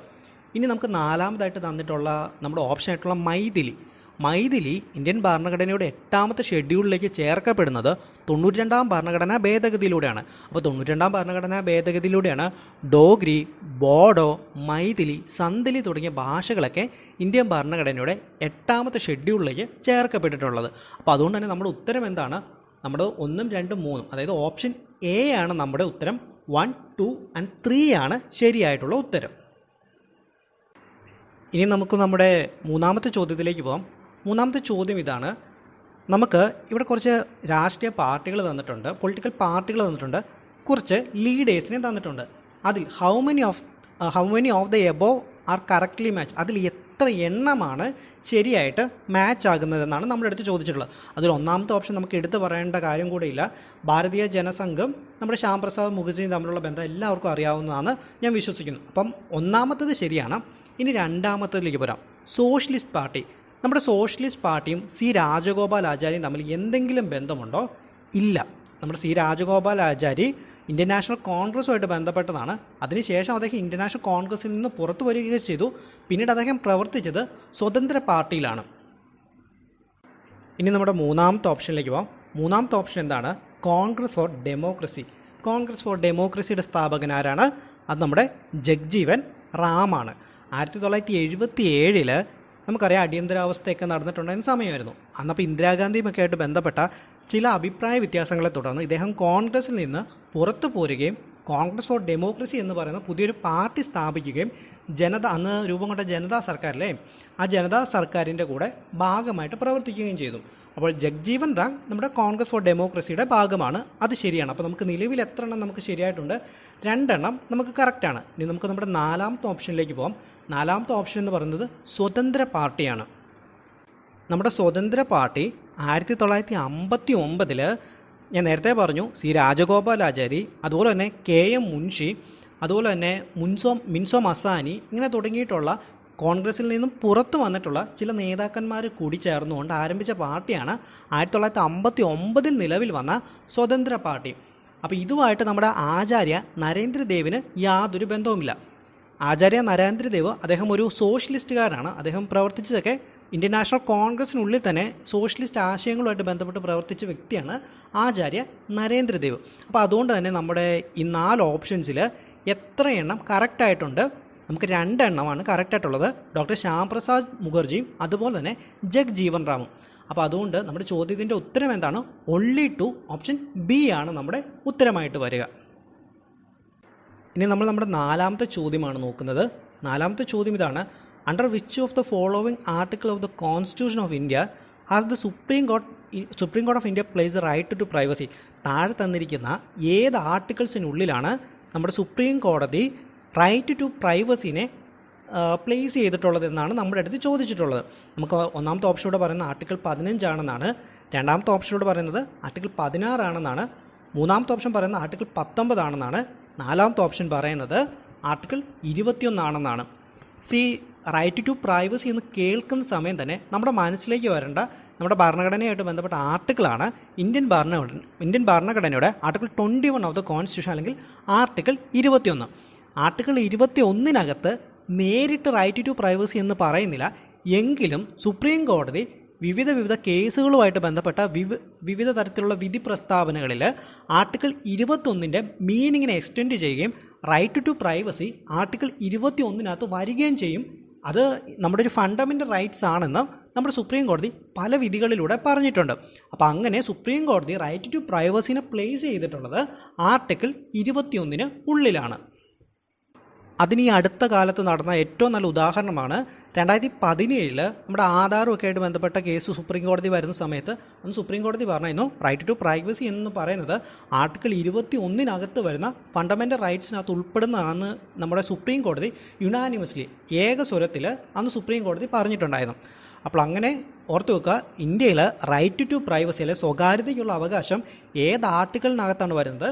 ആർട്ടിക്കിൾ 21-നകത്താണ്. അതിനകത്ത് സ്ട്രെയിറ്റ് ഫോർവേഡായിട്ട് റൈറ്റ് ടു പ്രൈവസിനെ കുറിച്ച് പറയുന്നില്ല, പക്ഷേ സുപ്രീം കോടതി അതിനെ എക്സ്റ്റെൻഡ് ചെയ്തിട്ടുണ്ട്. അതിൻ്റെ അർത്ഥം ആർട്ടിക്കിൾ 21-ൻ്റെ സ്കോപ്പ് എന്ന് പറയുന്നത് അതിനുള്ളിൽ റൈറ്റ് ടു പ്രൈവസി സ്വകാര്യതയും ആർട്ടിക്കിൾ 21-ന് കീഴിൽ വരുമെന്ന് നമ്മുടെ സുപ്രീം കോടതി പറഞ്ഞിട്ടുണ്ട്. ഇനി നമുക്ക് നമ്മുടെ അഞ്ചാമത്തെ ചോദ്യത്തിലേക്കും. അഞ്ചാമത്തെ ചോദ്യം വളരെ എളുപ്പമാണ്. The longest border between any two countries in the world is between ഏതൊക്കെ രാജ്യങ്ങൾക്കിടയിലാണ് ഏറ്റവും കൂടുതൽ അതിർത്തിയുള്ളത്? അത് നമ്മുടെ കാനഡയ്ക്കും യുണൈറ്റഡ് സ്റ്റേറ്റ്സ് ഓഫ് അമേരിക്കയ്ക്കും ഇടയിലാണ്. ഏകദേശം 8,900 അല്ലെങ്കിൽ ഒരു 8,890 കിലോമീറ്ററോളം അതിർത്തി നമ്മുടെ USA-ക്കും കാനഡയ്ക്കും ഇടയിലുണ്ട്. ഓക്കെ, വളരെ എളുപ്പമുള്ളൊരു ചോദ്യമാണ്, നിങ്ങൾക്ക് എല്ലാവർക്കും അറിയാവുന്ന കാര്യമാണെന്ന് ഞാൻ വിശ്വസിക്കുന്നു. സോ നമ്മൾ ഒരു ദിവസം 5 ചോദ്യങ്ങൾ വെച്ചാണ് നോക്കാറുള്ളത്. ഞാൻ വീഡിയോ വൈൻഡപ്പ് ചെയ്യുന്നതിന് മുമ്പ് നമുക്കിതിൻ്റെ ആൻസർ കീ ഒന്നും വന്നിട്ടൊന്നുമില്ല. അപ്പം എല്ലാവരും ആ കാര്യം കൂടി ഒന്ന് മനസ്സിലൊന്ന് ഓർത്തിരിക്കുക കേട്ടോ. ഓക്കെ, ഞാൻ ഫൈനലൈസ് ചെയ്യുന്നതിന് മുമ്പ് നമുക്ക് വരുന്ന ദിവസങ്ങളായിട്ട് പ്രീവിയസ് ക്വസ്റ്റ്യൻ പേപ്പേഴ്സിൻ്റെ രൂപത്തിൽ നമുക്ക് ഈ ചോദ്യങ്ങൾ മുഴുവൻ 100 ക്വസ്റ്റ്യൻസും നമുക്ക് കവർ ചെയ്യാം കേട്ടോ. Okay, thank U. എല്ലാവരും ചാനൽ സബ്സ്ക്രൈബ് ചെയ്യണം, അതുപോലെ തന്നെ ഫ്രണ്ട്സിനൊക്കെ ഒന്ന് ഷെയർ ചെയ്ത് കൊടുക്കണം. നമ്മുടേത് വളരെ ചെറിയൊരു ചാനലാണ്, നിങ്ങളാണ് ആക്ച്വലി ഈ ഒരു ചാനലിൻ്റെ സ്ട്രെങ്ത്. അപ്പോൾ നിങ്ങളുടെ സപ്പോർട്ട് ഇല്ലാതെ മുന്നോട്ട് പോകാനായിട്ട് സാധിക്കുകയില്ല. Okay, thank you. Hi friends, welcome to WeLearn. UPSCയുടെ 2024 നടന്ന പ്രിലിമിനറിയുടെ ചോദ്യപേപ്പർ നോക്കുന്നതിൻ്റെ രണ്ടാമത്തെ വീഡിയോ ആണ്. നമ്മുടെ ഒന്നാമത്തെ ചോദ്യം ഇതാണ്, കൺസിഡർ ദ ഫോളോവിങ് സ്റ്റേറ്റ്മെൻറ്റ്. നമുക്ക് 2 സ്റ്റേറ്റ്മെൻറ്റുകൾ തന്നിട്ടുണ്ട്, അതിലേതാണ് ശരി ഏതാണ് തെറ്റ്, അല്ലെങ്കിൽ രണ്ടും ശരിയാണോ, ഇതാണ് നമ്മുടെ അടുത്ത് ചോദിച്ചിട്ടുള്ളത്. അപ്പോൾ ഒന്നാമത്തെ സ്റ്റേറ്റ്മെൻറ്റ് ഇതാണ്, it is the governor of the state who recognise and declares any community of that state as scheduled tribe. അതായത് ഏതെങ്കിലും ഒരു സംസ്ഥാനത്തിലെ അതിൻ്റെ ഗവർണറാണ് ആ സംസ്ഥാനത്തുള്ള ഏതെങ്കിലും ഒരു കമ്മ്യൂണിറ്റീനെ ഷെഡ്യൂൾഡ് ട്രൈബായിട്ട് ഡിക്ലെയർ ചെയ്യുന്നത് എന്നാണ് നമ്മുടെ ഒന്നാമത്തെ സ്റ്റേറ്റ്മെൻറ്റിലൂടെ നമ്മളോട് പറഞ്ഞിട്ടുള്ളത്. ബേസിക്കലി ഈ ഒരു ചോദ്യം കറണ്ട് അഫയേഴ്സിന് ബേസ് ചെയ്ത് വന്നിട്ടുള്ളതാണ്. അതായത് നമുക്കറിയാം മണിപ്പൂർ കലാപം ഇപ്പം നടക്കുന്നത് എല്ലാവർക്കും അറിയാവുന്ന കാര്യമാണ്. അപ്പോൾ എന്തായിരുന്നു മണിപ്പൂർ കലാപത്തിൻ്റെ യഥാർത്ഥ കാരണം? ഒരു ഹൈക്കോടതിയിൽ ഒരു കേസ് എത്തുന്നു, മെയ്തേ കമ്മ്യൂണിറ്റിക്ക് ST സ്റ്റാറ്റസ് നൽകണമെന്ന്. അപ്പോൾ ഹൈക്കോടതി അതിന് അനുകൂലമായിട്ടൊരു തീരുമാനമെടുക്കുന്നു. എന്നിട്ട് സ്റ്റേറ്റ് ഗവൺമെൻറ്റിനോട് പറയുന്നു മെയ്തേ കമ്മ്യൂണിറ്റീനെയും ഇനി മുതൽ ST ആയിട്ട് പരിഗണിക്കണമെന്നും. അപ്പോൾ ഇതുമായിട്ട് ബന്ധപ്പെട്ടുള്ള റെക്കമെൻഡേഷൻസൊക്കെ കേന്ദ്ര സർക്കാരിന് അയച്ചു കൊടുക്കുവാനുമായിട്ട് ബന്ധപ്പെട്ട ഒരു അനുകൂലമായിട്ടുള്ള വിധി വന്നു. അപ്പോൾ ഇതിനെ തുടർന്നിട്ടാണ് നമ്മുടെ മണിപ്പൂരിൽ കലാപങ്ങൾ ഒക്കെ ആരംഭിക്കാൻ ഇടയാകുന്നത്. അപ്പോൾ അതിനുശേഷം ഈ ഒരു കേസ് സുപ്രീം കോടതിയിൽ എത്തുകയും ഈ ഒരു കേസ് സുപ്രീം കോടതിയിൽ എത്തിയ സമയത്ത് സുപ്രീം കോടതി ഇതിനകത്ത് പറഞ്ഞൊരു കാര്യമുണ്ട്. അപ്പോൾ സുപ്രീം കോടതിയിൽ ഈ ഒരു കേസ് എത്തിയത് സുപ്രീം കോടതിയുടെ ഭരണഘടനാ ബെഞ്ചിന് മുന്നിലാണ്, കോൺസ്റ്റിറ്റ്യൂഷണൽ ബെഞ്ചിന് മുന്നിലാണ് ഈ ഒരു കേസ് സുപ്രീം കോടതിയിൽ എത്തിയത്. അപ്പോൾ സുപ്രീം കോടതി പറഞ്ഞ കാര്യം ഇതാണ്, ഏതെങ്കിലും ഒരു ഹൈക്കോടതിക്കോ ഏതെങ്കിലും ഒരു സംസ്ഥാനത്തിനോ അല്ലെങ്കിൽ ഏതെങ്കിലും ഒരു ട്രിബ്യൂണലിനോ അല്ല ഏതെങ്കിലും ഒരു കമ്മ്യൂണിറ്റീനെ അതൊരു ST ആയിട്ട് പരിഗണിക്കുവാനുള്ള അവകാശം ഇരിക്കുന്നത് അല്ലെങ്കിൽ ഡിക്ലെയർ ചെയ്യാനുള്ള അവകാശം ഇരിക്കുന്നത്, ആ അവകാശങ്ങൾ മുഴുവൻ ആരിലാണ് നിക്ഷിപ്തമായിട്ടുള്ളത്? അത് ഇന്ത്യയുടെ രാഷ്ട്രപതിയിലാണ്, പ്രസിഡന്റ് ഓഫ് ഇന്ത്യയിലാണ് ഏതെങ്കിലും ഒരു കമ്മ്യൂണിറ്റീനെ ഷെഡ്യൂൾഡ് ട്രൈബായിട്ട് ഡിക്ലെയർ ചെയ്യാനുള്ള അവകാശങ്ങൾ നിക്ഷിപ്തമായിട്ടുള്ളത്. അപ്പോൾ ബേസിക്കലി നമ്മുടെ പ്രസിഡന്റ് ഈ കാര്യം ഡിക്ലെയർ ചെയ്യുന്നത് നമ്മുടെ പാർലമെൻറ്റ് പാസ്സാക്കുന്ന ഏതെങ്കിലുമൊക്കെ ഒരു നിയമത്തിൻ്റെ അടിസ്ഥാനത്തിലായിരിക്കും. അപ്പോൾ ആ ഒരു കാര്യം കൂടെ ഒന്ന് മനസ്സിലാക്കി വെക്കുക. അപ്പോൾ നമ്മുടെ ഗവർണർക്ക് ഏതെങ്കിലും ഒരു കമ്മ്യൂണിറ്റീനെ ഒരു ST ആയിട്ട് ഡിക്ലെയർ ചെയ്യാനുള്ള അവകാശമുണ്ടോ? ഇല്ല. അപ്പോൾ അതുകൊണ്ട് തന്നെ നമ്മുടെ ഒന്നാമത്തെ സ്റ്റേറ്റ്മെൻറ്റ് തെറ്റാണെന്ന് നമുക്ക് പറയാം. ഇനി നമുക്ക് സെക്കൻഡ് സ്റ്റേറ്റ്മെൻറ്റ് നോക്കാം.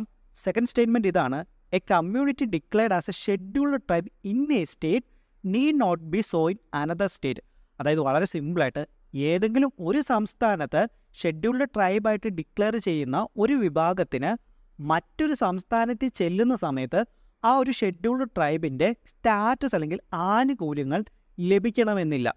വളരെ സിമ്പിളായിട്ട് ഇങ്ങനെ പറയാം. നമുക്കിപ്പോൾ നമ്മുടെ നോർത്ത് ഈസ്റ്റേൺ സ്റ്റേറ്റുകളുണ്ട്, അവിടെ വിവിധ ട്രൈബൽ ഗ്രൂപ്പുകളുണ്ട്. അവരിൽ ആരെങ്കിലും കേരളത്തിലേക്ക് വരികയാണ്, എന്നാൽ കേരളം എന്ന് പറയുന്ന സംസ്ഥാനം ആ ഒരു പർട്ടിക്കുലർ ഗ്രൂപ്പിനെ ഷെഡ്യൂൾഡ് ട്രൈബായിട്ട് അംഗീകരിച്ചില്ല. അവർ കേരളത്തിൽ വന്നതിന് ശേഷം അവർക്ക് ആ ഷെഡ്യൂൾഡ് ട്രൈബിൻ്റെ സ്റ്റാറ്റസ് അവർക്ക് വേണമെന്ന് പറഞ്ഞാൽ അത് നൽകാൻ പറ്റുന്നതല്ല. അപ്പോൾ ഈ ഒരു കാര്യം ശരിയാണോ തെറ്റാണോ? ഈ ഒരു കാര്യം ശരിയാണ്. നമ്മൾ ഇപ്പോൾ ഉദാഹരണത്തിന് കേരളത്തിൽ നമുക്ക് ഷെഡ്യൂൾഡ് ട്രൈബിൻ്റെ സ്റ്റാറ്റസ് ഉണ്ട് എന്ന് പറഞ്ഞുകൊണ്ട് ഇന്ത്യയിലെ മറ്റേതെങ്കിലും സംസ്ഥാനത്ത് ചെന്നിട്ട് നമുക്ക് ആനുകൂല്യങ്ങൾ മേടിച്ചെടുക്കാനായിട്ട് സാധിക്കുകയില്ല. അത് കേരളത്തിൽ മാത്രമേ പറ്റുകയുള്ളൂ. അപ്പോൾ ഈ ഒരു കാര്യം മനസ്സിലാക്കിയിരിക്കുക. അപ്പോൾ അതുകൊണ്ട് തന്നെ രണ്ടാമത്തെ സ്റ്റേറ്റ്മെൻറ്റ് ശരിയാണ്.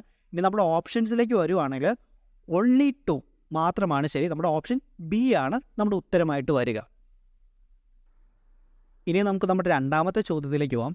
നമ്മുടെ രണ്ടാമത്തെ ചോദ്യം ഇതാണ്: with reference to the speaker of the Lok Sabha consider the following statements while any resolution for the removal of the speaker of the Lok Sabha is under consideration. അതായത് നമ്മുടെ ലോക്സഭ സ്പീക്കറെ അദ്ദേഹത്തിൻ്റെ സ്ഥാനത്തിൽ നിന്ന് റിമൂവ് ചെയ്യാനായിട്ടുള്ള ഒരു റെസൊല്യൂഷനൊക്കെ നടക്കുന്ന സമയം, അത് പിന്നെ നിയമമായിട്ടുള്ള റെസൊല്യൂഷൻ അതിൻ്റെ പ്രോഗ്രസ്സിലാണ്. റെസൊല്യൂഷൻ വന്നു അദ്ദേഹത്തെ റിമൂവ് ചെയ്യാനായിട്ട്, എന്നാൽ അദ്ദേഹത്തെ റിമൂവ് ചെയ്തിട്ടുമില്ല. അപ്പോൾ ആ ഒരു റെസൊല്യൂഷൻ എഫക്റ്റീവ് ആയിട്ടിരിക്കുന്ന സമയത്ത് നമ്മുടെ ലോക്സഭാ സ്പീക്കറുമായിട്ട് ബന്ധപ്പെട്ട ചില സ്റ്റേറ്റ്മെൻറ്റുകൾ നമുക്ക് തന്നിട്ടുണ്ട്. അതിലേതാണ് ശരി ഏതാണ് തെറ്റ് എന്നാണ് നമ്മളോട് ചോദിച്ചിട്ടുള്ളത്. അപ്പോൾ അതിൻ്റെ ഉത്തരത്തിലേക്ക് നമ്മുടെ ഓപ്ഷൻസിലേക്ക് പോകുന്നതിന് മുമ്പ് 1-2 കാര്യം കൂടെ. നമ്മുടെ ഇപ്പോൾ ഒരു ലോക്സഭാ സ്പീക്കറിനെ റിമൂവ് ചെയ്യാൻ വേണ്ടിയുള്ള ഒരു റെസൊല്യൂഷനൊക്കെ ഇൻട്രൊഡ്യൂസ് ചെയ്യുകയെന്ന് വിചാരിക്കുക. അപ്പോൾ അതിനു മുമ്പ് 14 ദിവസം മുമ്പ് തന്നെ നമ്മുടെ സ്പീക്കർക്ക് ഇതുമായിട്ട് ബന്ധപ്പെട്ട ഒരു നോട്ടീസ് ഇഷ്യൂ ചെയ്തിട്ടുണ്ടായിരിക്കണം. രണ്ടാമതായിട്ടുള്ള കാര്യം, ഇങ്ങനെ ഒരു റെസൊല്യൂഷൻ ഇൻട്രൊഡ്യൂസ് ചെയ്യുകയാണ്. അപ്പോൾ ഈ ഒരു റെസൊല്യൂഷൻ നമ്മുടെ ലോക്സഭയിൽ മാത്രമേ നമുക്ക് ഇൻട്രൊഡ്യൂസ് ചെയ്യാനായിട്ട് സാധിക്കുകയുള്ളൂ. അതുമാത്രമല്ല, ഇതുമായിട്ട് ബന്ധപ്പെട്ട എല്ലാ പ്രൊസീഡിങ്ങും നടക്കുന്നത് ലോക്സഭയിലായിരിക്കും. രാജ്യസഭയ്ക്ക് ഇതുമായിട്ട് യാതൊരു ബന്ധവും ഉണ്ടായിരിക്കുന്നതല്ല. മൂന്നാമത്തെ കാര്യം, ഈ ഒരു റെസൊല്യൂഷൻ വെറുതെ അങ്ങ് കയറി ഇൻട്രൊഡ്യൂസ് ചെയ്യാനായിട്ട് സാധിക്കുകയില്ല. നമ്മുടെ ലോക്സഭ സ്പീക്കർക്ക് നൽകുന്ന ഒരു സെക്യൂരിറ്റി എന്ന വിധേന മിനിമം 50 മെമ്പേഴ്സെങ്കിലും അംഗീകരിച്ചു കഴിഞ്ഞാൽ, അതായത് നമ്മുടെ ലോക്സഭാ സ്പീക്കറെ റിമൂവ് ചെയ്യണമെന്ന് കുറഞ്ഞത് 50 MPമാർക്കെങ്കിലും തോന്നിക്കഴിഞ്ഞാൽ അവർ ആ റെസൊല്യൂഷൻ സപ്പോർട്ട് ചെയ്ത് കഴിഞ്ഞാൽ മാത്രമേ ഇങ്ങനൊരു റെസൊല്യൂഷൻ ഇൻട്രൊഡ്യൂസ് ചെയ്യാനായിട്ട് സാധിക്കുകയുള്ളൂ. അങ്ങനെ ഈ ഒരു റെസൊല്യൂഷൻ നമ്മുടെ ലോക്സഭയുടെ കൺസിഡറേഷനിലേക്ക് എത്തുന്നു. അതിനുശേഷം ലോക്സഭ ഈ ഒരു കാര്യം എഫക്റ്റീവ് മജോറിറ്റിയോടുകൂടി പാസ്സാക്കുന്ന സമയം നമ്മുടെ സ്പീക്കർ ഈ ഒരു സ്ഥാനത്ത് നിന്ന് പുറത്തു പോവുകയും ചെയ്യുന്നു. അപ്പോൾ അങ്ങനെയുള്ള ഈ ഒരു റെസൊല്യൂഷൻ ടേക്ക് പ്ലേസ് ചെയ്യുന്ന സമയത്ത് 2-3 കാര്യങ്ങൾ നമ്മൾ ഓർത്തിരിക്കേണ്ടതായിട്ടുണ്ട്. അതിലൊന്നാമത്തെ കാര്യമാണ്, ഈ ഒരു റെസൊല്യൂഷൻ നടക്കുന്ന സമയത്ത് അദ്ദേഹം പാർലമെൻറ്റിൻ്റെ പ്രിസൈഡിങ് ഓഫീസർ ആയിരിക്കില്ല. പാർലമെൻറ്റ് മീൻസ് ലോക്സഭയുടെ പ്രിസൈഡിങ് ഓഫീസർ ആയിരിക്കില്ല. അതായത് അധ്യക്ഷ സ്ഥാനം പിന്നീട് ഈ ഒരു ഇദ്ദേഹം വഹിക്കുകയില്ല. അപ്പോൾ നമ്മൾ ഒന്നാമത്തെ സ്റ്റേറ്റ്മെൻറ്റിലേക്ക് നോക്കുകയാണ്. He or she shall not preside. എപ്പോൾ ഇദ്ദേഹത്തെ റിമൂവ് ചെയ്യാനുള്ള ഒരു റെസൊല്യൂഷൻ അംഗീകരിച്ചു, അത് ലോക്സഭയുടെ കൺസിഡറേഷനിലേക്ക് ഇരിക്കുന്ന സമയത്ത് ഇദ്ദേഹത്തിന് പ്രിസൈഡിങ് ഓഫീസറായിട്ട് ഇരിക്കുവാൻ വേണ്ടി സാധിക്കുകയില്ല, അല്ലെങ്കിൽ അധ്യക്ഷ സ്ഥാനം വഹിക്കുവാനായിട്ട് സാധിക്കുകയില്ല. അപ്പോൾ ഒന്നാമത്തെ സ്റ്റേറ്റ്മെൻറ്റ് ശരിയാണ്. ഇനി നമ്മൾ രണ്ടാമത്തെ സ്റ്റേറ്റ്മെൻറ്റിലേക്ക് പോവുകയാണ്. അപ്പോൾ ഈ ഒരു കാര്യം നമ്മുടെ ലോക്സഭയുടെ കൺസിഡറേഷൻ ഇരിക്കുന്നു. പക്ഷെ അങ്ങനെയാണെങ്കിൽ കൂടെ അദ്ദേഹത്തിന് ലോക്സഭയിലേക്ക് വരുവാനും അദ്ദേഹത്തിന് സംസാരിക്കാനും ഒക്കെയുള്ള അവകാശങ്ങളുണ്ടായിരിക്കും. അപ്പോൾ ഇനി നമ്മൾ രണ്ടാമത്തെ സ്റ്റേറ്റ്മെൻറ്റിലേക്ക് പോവുകയാണ്. He or she shall not have the right to speak. ആ ഒരു സ്റ്റേറ്റ്മെൻറ്റ് ശരിയാണോ? അല്ല, അത് തെറ്റാണ്. ഈ ഒരു റെസൊല്യൂഷൻ എഫക്റ്റീവ് ആയിട്ടിരിക്കുന്ന സമയത്തും അദ്ദേഹത്തിന് ലോക്സഭയിലേക്ക് വരാം, അദ്ദേഹത്തിന് നമ്മുടെ ലോക്സഭയിൽ സംസാരിക്കുവാനായിട്ടും സാധിക്കും. മൂന്നാമതായിട്ടുള്ള കാര്യം, സാധാരണ നമ്മുടെ ലോക്സഭാ സ്പീക്കർ എപ്പോഴാണ് വോട്ട് ചെയ്യുന്നത്? ഇപ്പോൾ നമ്മുടെ ലോക്സഭയിൽ ഒരു വോട്ടെടുപ്പ് നടക്കുകയാണ്. ആ വോട്ടെടുപ്പ് നടക്കുന്ന സമയത്ത് ഒരു ടൈ വരുവാണ്. രണ്ട് സൈഡും വോട്ട് ചെയ്ത വോട്ട് തുല്യമായിട്ട് വരുന്ന സമയത്തേക്ക് ആ ടൈ ബ്രേക്ക് ചെയ്യാൻ വേണ്ടിയാണ് സാധാരണയായിട്ട് നമ്മുടെ ലോക്സഭാ സ്പീക്കർ വോട്ട് ചെയ്യുന്നത്. എന്നാൽ അദ്ദേഹത്തെ റിമൂവ് ചെയ്യാൻ, അദ്ദേഹത്തെ പുറത്താക്കാനുള്ള ഒരു റെസൊല്യൂഷൻ നിലവിലിരിക്കുന്ന സമയത്ത് അദ്ദേഹം വോട്ട് ചെയ്യുന്നത് എപ്പോഴാണ്? അദ്ദേഹം വോട്ട് ചെയ്യുന്നത് ഫസ്റ്റ് ഇൻസ്റ്റൻസിലാണ്. ഫസ്റ്റ് ഇൻസ്റ്റൻസ് മീൻസ് ഒരു വോട്ടെടുപ്പിൻ്റെ ആദ്യഘട്ടം, വോട്ടെടുപ്പ് ഇൻട്രൊഡ്യൂസ് ചെയ്യുമല്ലോ, അതിൻ്റെ ആദ്യഘട്ടത്തിലാണ് അദ്ദേഹം വോട്ട് ചെയ്യുന്നത്. ഒരു ഇക്വാലിറ്റി വോട്ട് അല്ലെങ്കിൽ ഒരു ടൈ ബ്രേക്ക് ചെയ്യുന്ന സമയത്ത് പിന്നീട് അദ്ദേഹം ഈ റെസൊല്യൂഷൻ ഇരിക്കുന്ന സമയത്ത് വോട്ട് ചെയ്യില്ല. പകരം ആ വോട്ടെടുപ്പിൻ്റെ ആദ്യഘട്ടത്തിലായിരിക്കും അദ്ദേഹം വോട്ട് ചെയ്യുന്നത്. അപ്പോൾ നമ്മുടെ മൂന്നാമത്തെ സ്റ്റേറ്റ്മെൻറ്റിലേക്ക് പോരുകയാണ്. He or she shall not be entitled to vote on the resolution in the first instance. തെറ്റല്ലേ? തെറ്റാണ്. കാരണം എന്തുകൊണ്ടാണ്? അദ്ദേഹം ഫസ്റ്റ് ഇൻസ്റ്റൻസിലാണ് വോട്ട് ചെയ്യുന്നത്. നമ്മുടെ സ്റ്റേറ്റ്മെൻറ്റിൽ പറയുന്നത് ഫസ്റ്റ് ഇൻസ്റ്റൻസിൽ വോട്ട് ചെയ്യുകയില്ല എന്നാണ്. അപ്പോൾ അതുകൊണ്ട് തന്നെ നമ്മുടെ ഇനി ഉത്തരങ്ങളിലേക്ക് പോരുകയാണ്. നമ്മൾ ഒരെണ്ണം മാത്രമേ ശരിയായിട്ടുള്ളൂ. He or she shall not preside. അദ്ദേഹം അധ്യക്ഷ സ്ഥാനം അലങ്കരിക്കുകയില്ല എന്നുള്ള ഓപ്ഷൻ മാത്രമേ ശരിയായിട്ടുള്ളൂ. അപ്പോൾ അതുകൊണ്ട് തന്നെ 1 ഒൺലിയാണ്, ഓപ്ഷൻ എ ആണ് നമ്മുടെ ഉത്തരം. ഇനി നമുക്ക് നമ്മുടെ മൂന്നാമത്തെ ചോദ്യത്തിലേക്കോ. മൂന്നാമത്തെ ചോദ്യം വളരെ എളുപ്പമാണ്. A writ of prohibition is an order issued by the supreme court or high court.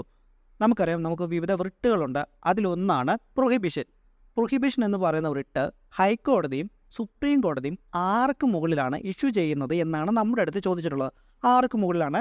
കീഴ്ക്കോടതികൾക്കും ട്രൈബ്യൂണൽസിനും മുകളിലാണ് സുപ്രീം കോടതിയും ഹൈക്കോടതിയും പ്രൊഹിബിഷൻ എന്ന് പറയുന്ന റിട്ട് ഇഷ്യൂ ചെയ്യുന്നത്. ഇപ്പോൾ ഏതെങ്കിലുമൊക്കെ ഒരു കേസുമായിട്ട് ബന്ധപ്പെട്ട പ്രൊസീഡിങ്സ് നിർത്തിവെക്കുവാൻ വേണ്ടിയാണ് ഈ ഒരു റിട്ട് ഇഷ്യൂ ചെയ്യുന്നത്. അപ്പോൾ ഇതിൻ്റെ നമുക്ക് ഓപ്ഷൻസിലേക്ക് വരികയാണെങ്കിൽ നമുക്ക് കാണാനായിട്ട് സാധിക്കും. ഓപ്ഷൻ സി എന്താണ്? To the lower court prohibiting the continuation of proceeding in a case. ഏതെങ്കിലുമൊക്കെ ഒരു കേസിൻ്റെ ആയിട്ട് ബന്ധപ്പെട്ട് ലോവർ കോർട്ടിനോട് അതിൻ്റെ പ്രൊസീഡിങ്സ് നിർത്തിവെക്കുവാൻ വേണ്ടിയാണ് ഇഷ്യൂ ചെയ്യുന്നതെന്ന് നമുക്ക് മൂന്നാമത്തെ ഓപ്ഷനിലൂടെ തന്നിട്ടുണ്ട്. അപ്പോൾ അതുകൊണ്ട് തന്നെ നമ്മുടെ ചോദ്യത്തിൻ്റെ ഉത്തരം എന്താണ്? ഓപ്ഷൻ സി ആണ് നമ്മുടെ ചോദ്യത്തിൻ്റെ ഉത്തരം.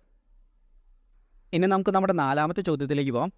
നമ്മുടെ നാലാമത്തെ ചോദ്യം കറണ്ട് അഫയേഴ്സിനെ ബേസ് ചെയ്ത് വന്നിട്ടുള്ള ക്വസ്റ്റ്യൻ ആണ്.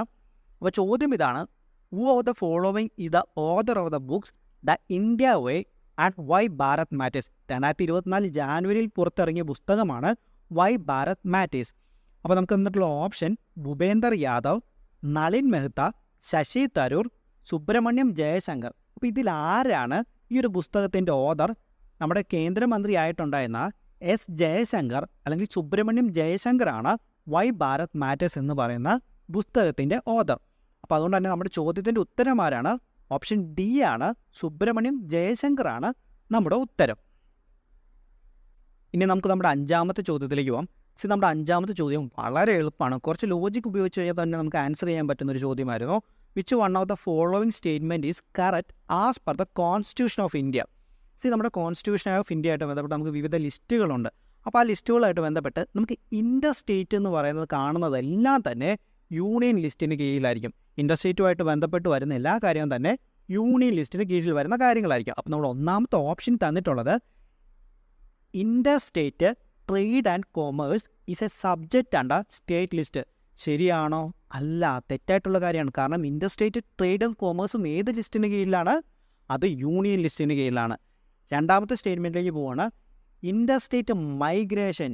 ഇൻ്റർ സ്റ്റേറ്റ് മൈഗ്രേഷൻ നമ്മുടെ യൂണിയൻ ലിസ്റ്റിൽ തന്നിട്ടുള്ളത് ഒരൊറ്റ സെൻറ്റൻസ് ആയിട്ടാണ്. ഇൻ്റർ state migration as well as inter state quarantine is under the union list. Okay, അപ്പോൾ നമ്മുടെ രണ്ടാമത്തെ സ്റ്റേറ്റ്മെൻറ്റ് നോക്കുവാണ്. ഇൻ്റർ state migration is A state subject under state list. ശരിയാണോ? അല്ല, തെറ്റായിട്ടുള്ള കാര്യമാണ്. ഇൻ്റർ സ്റ്റേറ്റ് മൈഗ്രേഷൻ എന്ന് പറയുന്നത് യൂണിയൻ ലിസ്റ്റിന് കീഴിലുള്ള കാര്യമാണ്. ഇനി നമ്മുടെ മൂന്നാമത്തെ statement, inter state quarantine is a union subject under union list. ശരിയാണോ? ശരിയാണ്. ഞാൻ നേരത്തെ പറഞ്ഞ പോലെ ഇൻ്റർ സ്റ്റേറ്റ് മൈഗ്രേഷനും ഇൻ്റർ സ്റ്റേറ്റ് ക്വാറൻറ്റീനും ഒരുമിച്ചാണ് കൊടുത്തിട്ടുള്ളത്. അപ്പോൾ ഈ ഒരു കാര്യം നമ്മുടെ യൂണിയൻ ലിസ്റ്റിനകത്താണ് വരുന്നത്. 81ാമത്തെ സബ്ജക്റ്റ് ആയിട്ട് വരുന്ന കാര്യമാണ്. അപ്പോൾ inter state quarantine is a union subject under union ലിസ്റ്റാണ്. അപ്പോൾ നമ്മുടെ ചോദ്യത്തിന് ശരിയായിട്ടുള്ള ഉത്തരം എന്ന് പറയുന്നത് ഓപ്ഷൻ സി ആണ്. അതുകൊണ്ട് തന്നെ ഓപ്ഷൻ ഡി നമുക്ക് നോക്കേണ്ടതായിട്ടുള്ള കാര്യമില്ല. ഓപ്ഷൻ ഡി സ്വാഭാവികമായിട്ടും തെറ്റായിപ്പോവും. ഓക്കെ, അപ്പോൾ ഇത്രയുമാണ് നമ്മൾ ഇന്ന് നോക്കുന്ന ചോദ്യങ്ങൾ. അപ്പോൾ ഞാൻ അതിനകത്ത് കൺക്ലൂഡ് ചെയ്യുന്നതിന് മുമ്പ് നമ്മുടേത് വളരെ ചെറിയൊരു ചാനലാണ്. നിങ്ങളുടെയൊക്കെ സപ്പോർട്ട് ഉണ്ടെങ്കിൽ മാത്രമേ നമുക്ക് മുന്നോട്ട് പോകാനായിട്ട് സാധിക്കുകയുള്ളൂ. എല്ലാവരും സപ്പോർട്ട് ചെയ്യണമെന്നും വീഡിയോയിൽ എന്തെങ്കിലുമൊക്കെ ഒരു പോരായ്മകളോ എന്തെങ്കിലുമൊക്കെ കുറവുകളോ ഉണ്ടെങ്കിൽ അത് നിങ്ങൾ എൻ്റെ അടുത്ത് പറയണമെന്നും ഞാൻ നിങ്ങളുടെ അടുത്ത് റിക്വസ്റ്റ് ചെയ്യണം കേട്ടോ. Okay, thank U. എല്ലാവരും സപ്പോർട്ട് ചെയ്യുക. നമുക്ക് അടുത്ത വീഡിയോയിലൂടെ കാണാം. പിന്നെ വീഡിയോയുടെ ലെങ്തിൻ്റെ കാര്യം ഞാൻ കൂട്ടാൻ നോക്കാം കേട്ടോ. കാരണം എനിക്ക് കുറച്ച് വർക്കിൻ്റെ ജോലിപരമായിട്ടുള്ളതുകൊണ്ടാണ് പലപ്പോഴും ഒത്തിരി ലെങ്തിലേക്ക് ഞാൻ വീഡിയോ ഇടാത്തത്. അതുമല്ല പലപ്പോഴും എനിക്ക് തോന്നാറുണ്ട് നിങ്ങൾക്കും കാണാൻ കംഫർട്ടബിൾ ആയിട്ടിരിക്കാം വളരെ വലിയ വീഡിയോനേക്കാളും ഒരു 10 മിനിറ്റ് 15 മിനിറ്റിനുള്ളിൽ വരുന്ന വീഡിയോകളായിരിക്കും നിങ്ങൾക്ക് കാണാനും കംഫർട്ടബിൾ എന്ന് ഞാൻ വിശ്വസിക്കുന്നതുകൊണ്ടാണ് ഞാൻ ഈ ഒരു 10 മിനിറ്റ് 15 മിനിറ്റിനിടയിൽ വീഡിയോ ചെയ്യാനായിട്ട് മാക്സിമം ശ്രമിക്കുന്നതും. ഓക്കെ, അപ്പോൾ ഓക്കെ, താങ്ക് യു. നമുക്ക് അടുത്ത വീഡിയോയിലൂടെ കാണാം.